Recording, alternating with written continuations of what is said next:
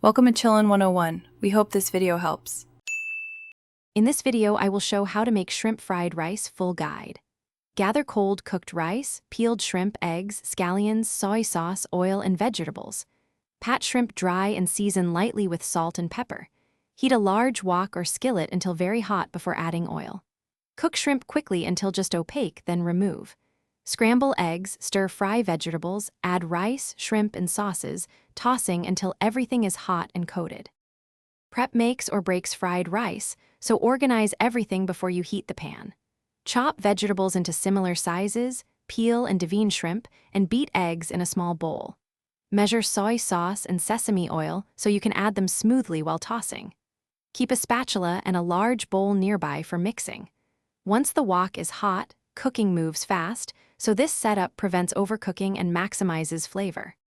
If you are finding this video helpful, please subscribe and like the video.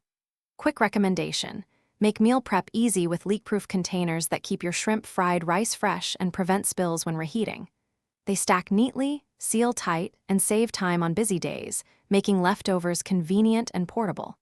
Check the description for the link and other deals, and consider grabbing a set for meal prep convenience. Now let's get back to the video.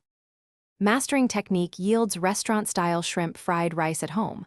Start on high heat, sear shrimp briefly, and remove to keep them tender.